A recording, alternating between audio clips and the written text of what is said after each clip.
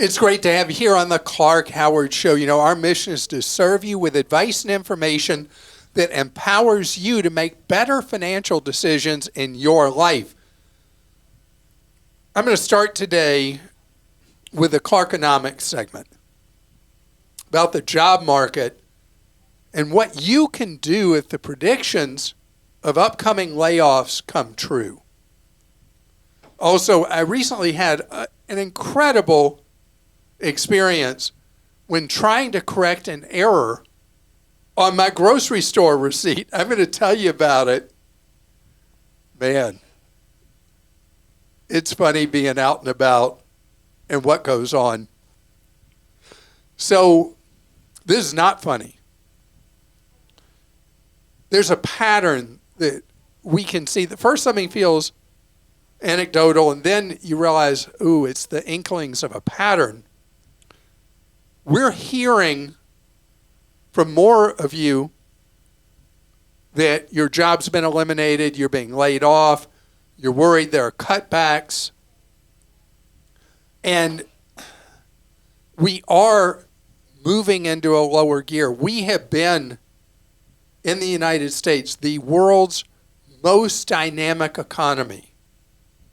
And with that, we became an overheated economy. We had too much federal spending, too much deficit spending. We had the supply chain disruptions, and we got into the ugly inflationary cycle. Federal Reserve pushed interest rates way up to break the cycle of inflation. And that inevitably leads to a slowdown in the labor market, because what has to happen, this is why economics is the dismal science, is you have to take away the wage bargaining power of workers to break the inflationary cycle.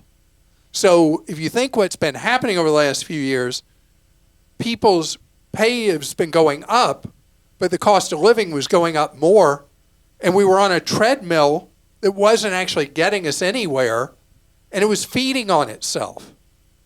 So jobs were as plentiful as I can remember in my lifetime, except during the Vietnam War. And that was obviously a war-fed economy. And so the Federal Reserve, by pushing interest rates higher and higher and keeping them there, has done what it intended to do, but always what happens is people get hurt in that process. So we are going to have not a huge unemployment cycle in the United States. The conditions are not for that, because we have structural labor shortage issues in the United States. We do not have enough workers to fill all the jobs that need filling of particular skills. And that's the big thing. We are moving from a time period that employers were just begging for people, and employers were even hiring people they didn't have a job for just because they couldn't get enough workers and they'd figure it out. That is way over. And now we're going through a rotation. Employers saying, okay, we're laying off here, we're hiring over there.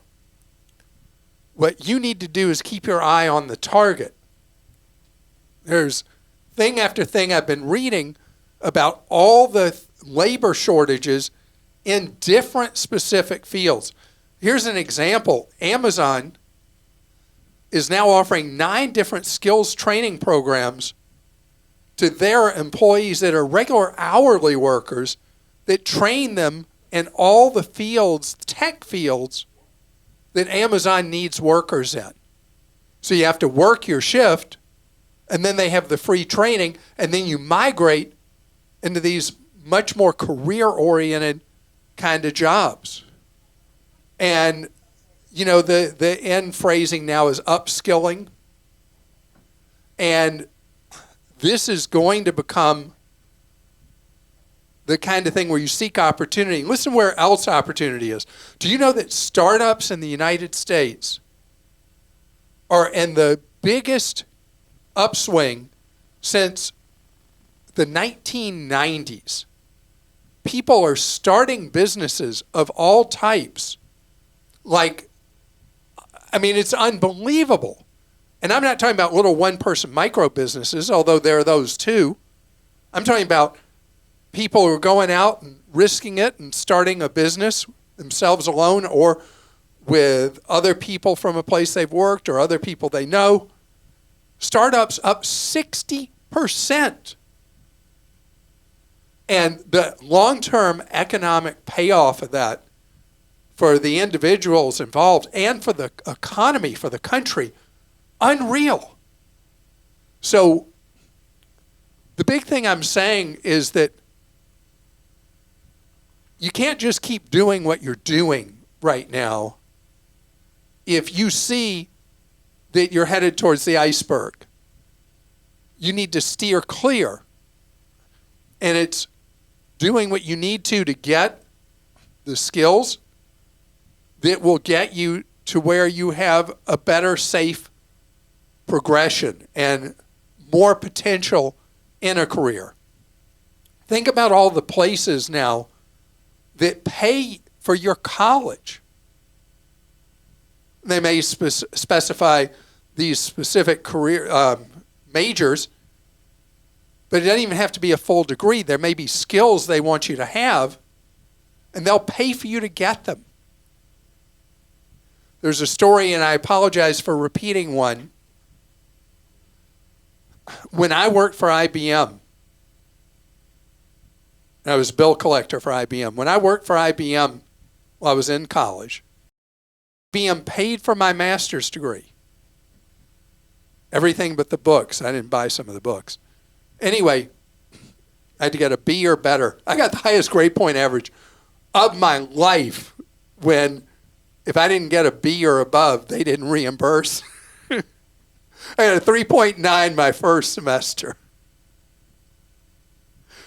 I'd never been motivated like that. Anyway, out of the entire IBM facility I was at, which were huge facilities, we all were eligible for free education. 2 people, me and one other person, we were the only 2 people who took it the entire time I was going through school, who took advantage of the free education. The opportunity beckons, opportunity calls. Do not be a sitting duck in a slowing economy. Christa? Okay, let's go to some questions now. This one is from Faith in California. Struggling with getting out of the food service industry and into the car industry because I don't have the qualifications and years of quote-unquote professional experience that the job requires. I have an abundance of personal experience and know I'm a good fit for the position. How do I show this to prospective employers if my resume doesn't show any past job experience in that field? So, Faith, what I don't know from what you're saying is are there any specific skills, not necessarily years of professional experience, what skill sets they're looking for? And I can't answer that for you, but I can tell you how to get the answer. And you want to show initiative here. You want to do what's called interviewing for information. There's something very specific, clearly you're interested in the car industry. And so what you do is you go to whoever the manager would be that you'd want to get advice from. You say, I'm really considering a new career in the automotive field, and I'd love to get advice from you. People love to give advice. People don't like to be asked for a job. Oh, it's called an informational interview you ask for. And so that's what you do, and you'll learn so much. Are they the person you talk to, the first one, are they going to be all-knowing? No, they're going to have their own perspective based on their own experience.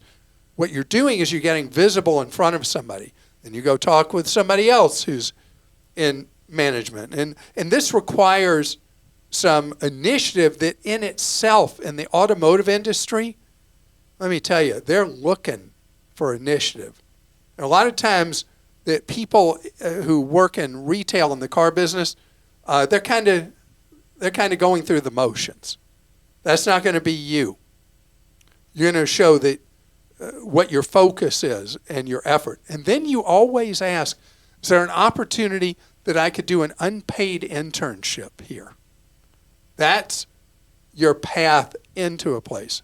And when they see what you can do, you'll be amazed what doors do open for you. I know, because it works. Okay, I'm going to go to Laurel in California. I'm confused with Fidelity's verbiage. I'm talking to an investment advisor, I think. I want to be sure that they're being a fiduciary, but if I look at their website, there are two different disclosure statements. One says they're being a fiduciary and one says they aren't, but I can't really tell when they are and they aren't. And here's the quote from the website. When we act in a brokerage or insurance agency capacity, we do not have a fiduciary or advisory relationship with you, and our disclosure obligations are more limited than if we did. And when we act as an investment advisor, we are considered to have a fiduciary relationship with you.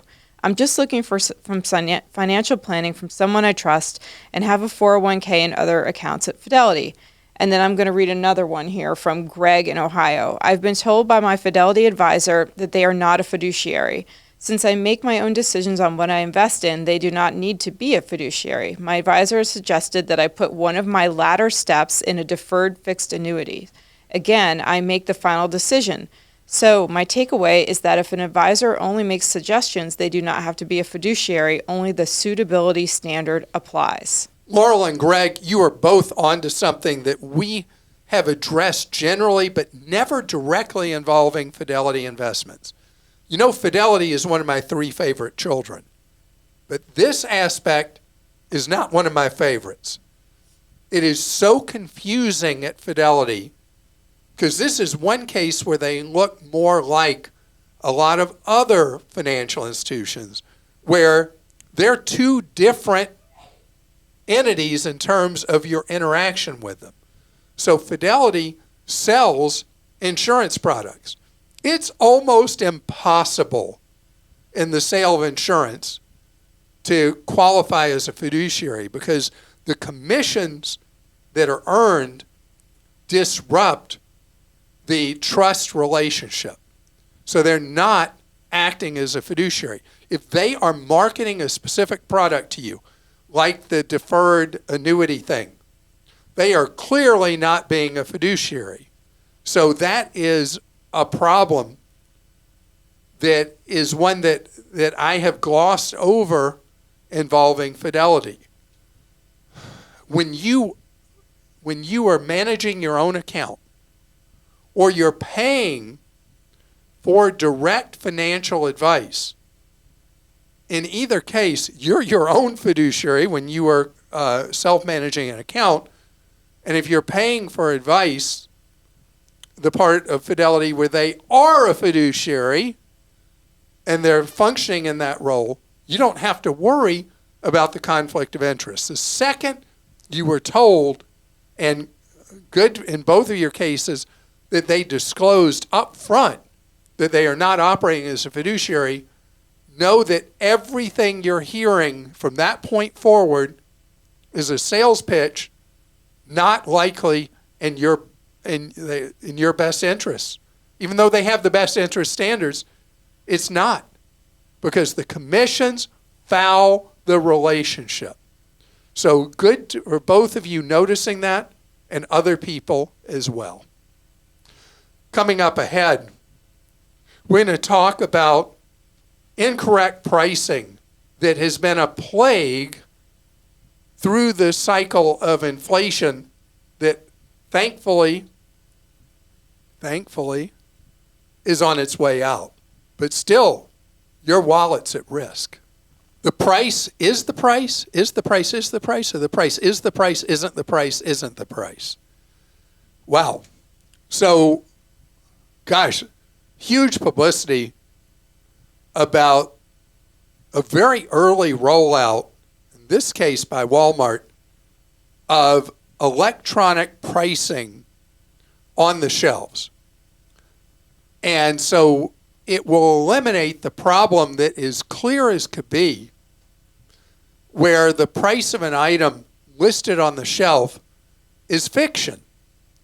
Because let's say somebody calls in sick that day. There's nobody to go put the updated prices on the shelf maybe that day. And it causes such distrust when you get to the register and you're there and it rings up at a higher price. And then they say, price check. And I mean, everything comes to a halt. And the people behind you in line are looking at you like, is it really worth it for, whatever the price difference is? Yes, because it's my money. So I know a lot of people hate self-checkout. Do you know I specifically use self-checkout for a reason? When I go around and I'm shopping, I'm recording. I've got a mind where I remember numbers, and other people can write it down, or take notes on your phone. So I get up to the front, and I take forever at self-checkout because I scan each item and I watch the price. I scan the next one, watch the price.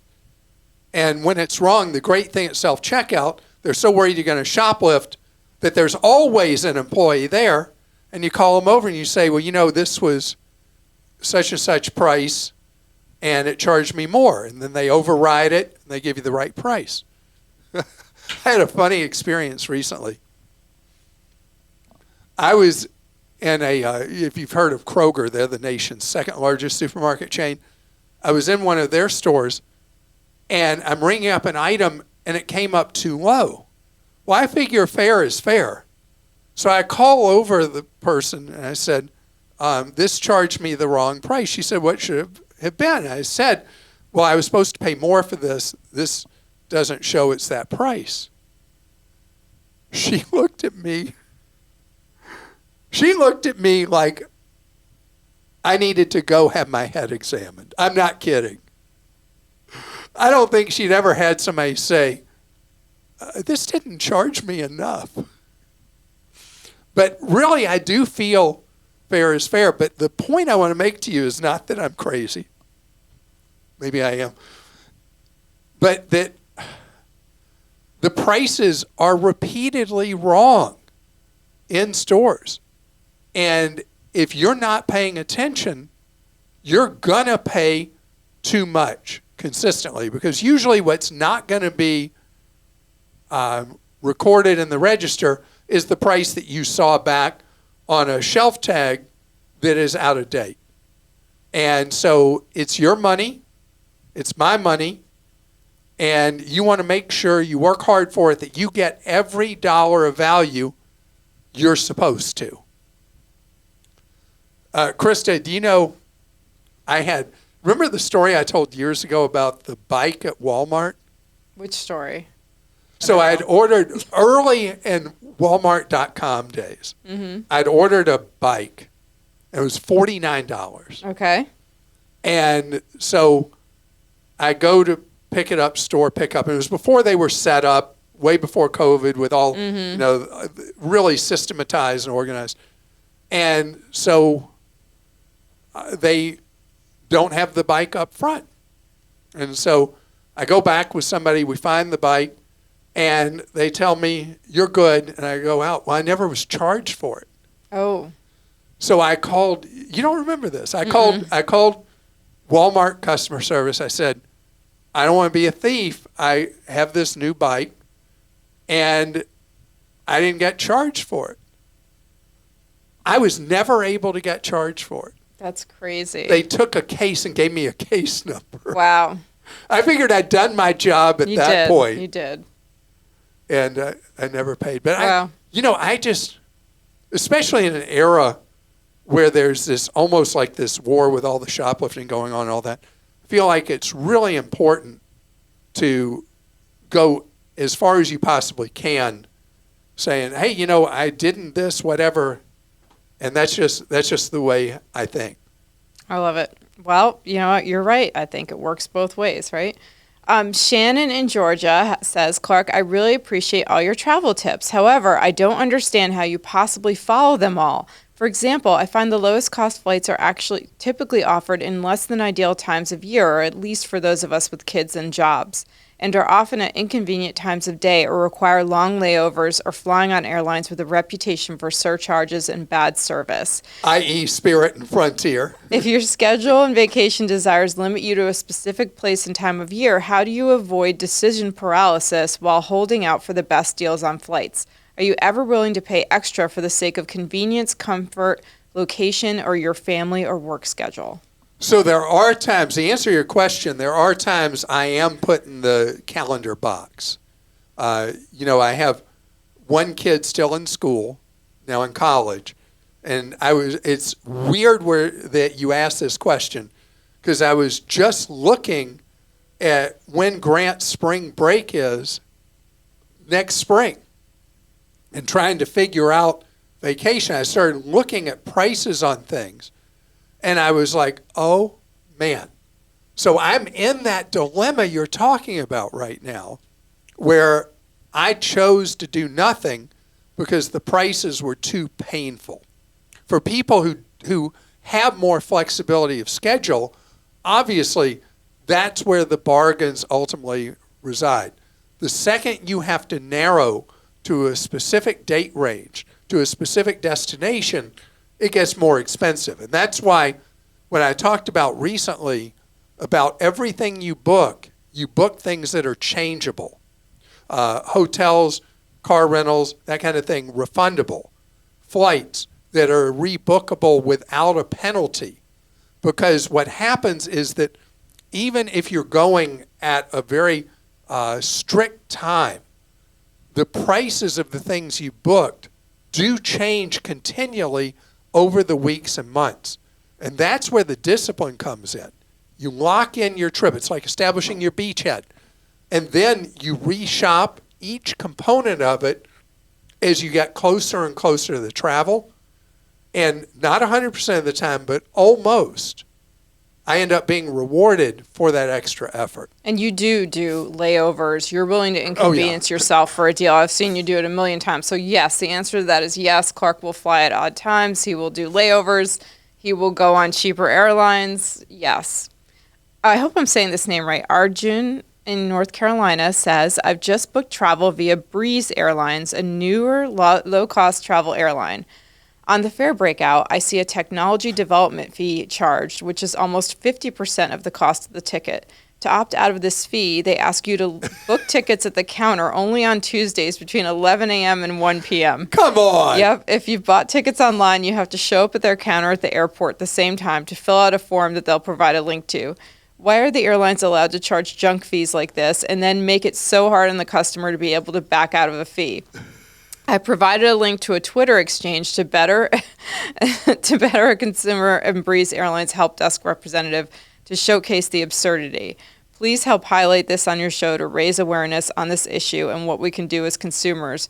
Write to the Department of Transportation, FAA, etc., to bring about a change. Did you read this Twitter exchange? I linked to it. I read it. Oh, let me see. I can summarize. You have a link for me? Go ahead. Yeah. So basically, this guy wanted to book the ticket at the desk on Tuesday, and the airport where he wanted to fly out of doesn't. They aren't open. Like they don't have any Breeze flights on Tuesday. So the chat box kept telling him, "Well, go to the airport on Tuesday during these times, and you'll be able to avoid the fee." When no one's there. And they told him somebody should be there, and then nobody was there. And then they wrote, "Yes, well, once we open that ticket counter on like the Wednesday, it's just ridiculous." So it was like impossible. He got into a loop and couldn't do this. All right. So Breeze is the sixth airline started by David Neeleman, who's considered to be one of the geniuses of the airline industry. And I'd see if he's on social media and send David Neeleman a message and say, come on, seriously, why are you doing this? As far as this goes, this is something airlines have done from time to time over the years, where they have the technology fee and the cheapest fare is only in person. And it costs them more money to issue it in person than it does online. I mean, it's nuts. As far as flying on Breeze, they are a company that's making money. The new planes are gorgeous, and customer satisfaction seems higher with them than generally with other discounters. But this is ridiculous. I mean, really. Sean in Wisconsin says, I recently had an issue with Amazon where I was able to purchase a wagon stroller, receive the confirmation of purchase via email. Then I received a cancellation email within a few hours stating my purchase had been canceled with no reason given. I was told I could purchase the item, but when I looked it up again, it was double the price I had originally purchased. I reached out to Amazon customer no service and was told the seller had since been removed from the site. I asked them to honor the original confirmation price on the item, but they refused. They don't offer me anything else for the inconvenience. Isn't it Amazon's responsibility to vet their sellers before letting someone make a purchase? I filed a complaint with the BBB, but I'm not sure if anything will come of it. All right, so here's the deal with Amazon. Almost 3/4 of the items sold on Amazon.com, even if they're fulfilled through Amazon warehouses, are not sold by Amazon. They are the technology and logistics people and the brand name. So they put their brand name at risk every time they have a sketch seller. Amazon's system is set up where people come in as a seller, and until there are problems with that seller and complaints, that seller's there using Amazon's reputation as basically their reputation. You have to look and see, this is being sold by blah, blah, blah, maybe some weirdo name. And this is true, again, for 3 out of 4 items typically you'll see on Amazon. They're not being sold by Amazon. Amazon does not stand behind those third-party sellers. Something happened, they got enough complaints, they killed that seller off. Not literally killed him, but they removed them, and then they wash their hands of it just as you experienced. In their world and in their mind, oh, well, the customer didn't lose any money to this sketchy seller, so we did our job. I think that in a situation like this, they owe you an Amazon gift card or credit because of how you got burned. Lucas in California says, I actually have more of a personal question for Clark. How and when did you become interested about personal finance? What initially sent you down that road? Did you learn everything you know? How did you learn everything you now know?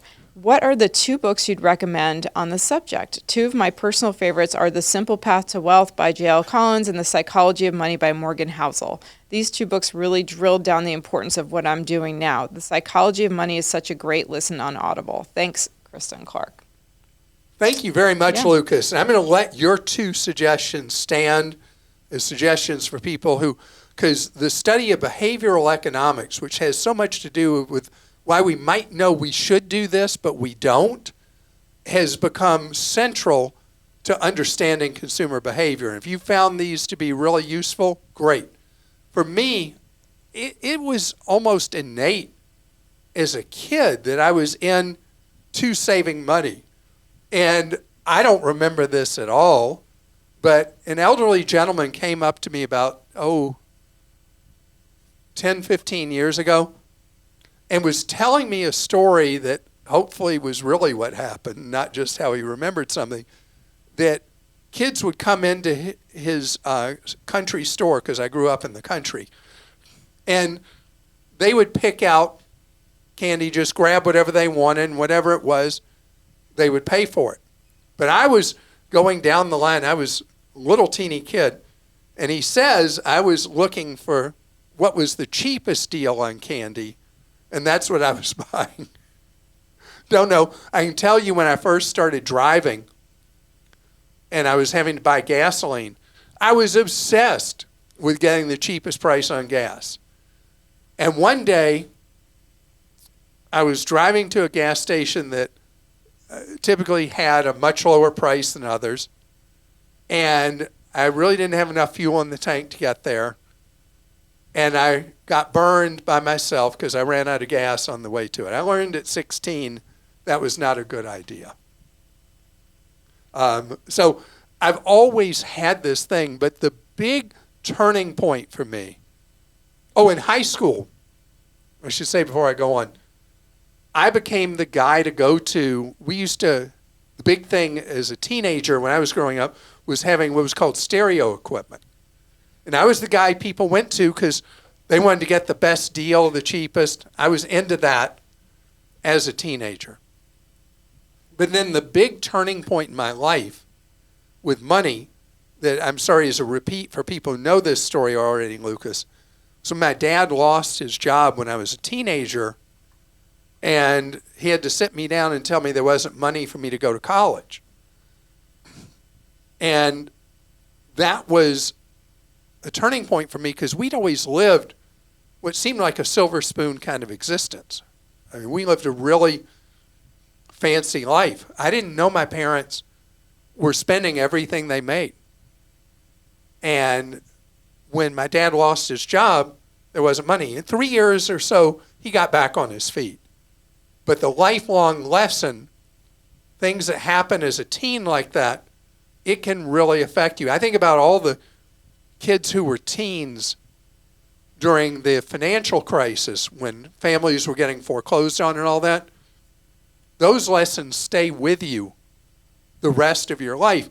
And so for me, this has been something I found my way to, but not what I intended to do. You know, I started a school when I was very young, an alternative school, and then I started a travel agency that became a travel agency chain. I sold that. I retired when I was 31, and I'll leave it at that for now because do we have anywhere on Clark.com brief background? We have your bio, but we can put, I think we have on YouTube you talking about your origin story, but what we'll do is maybe we'll make a new video of that soon and we'll put it on our YouTube channel. That's what we'll do. Because I do have a story that is good. Not very interesting to me. I think it's fascinating. But I've heard interesting it a lot. to others. Yes. And so, Lucas, thank you for the question. It is uncomfortable for me to talk about myself that way. But anyway, it is an unusual story. There are many, many paths that people get to in their lives, roadblocks that appear, good times, bad times. And one thing my late father used to say, because all of us as kids learned to box, was there are times you're going to get knocked to the canvas. There are times you're going to have bad rounds in the ring.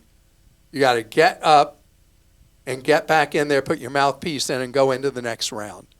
And that's been a core basic philosophy in my life, is that you don't wallow when things don't go your way. You learn from them, and you go forward. And we're never tested when times are good. We're always tested when times are tough.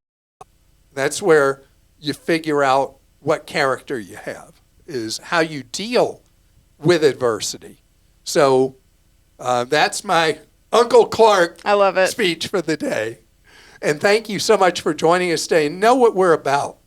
You learning ways to save more, spend less, and avoid getting ripped off.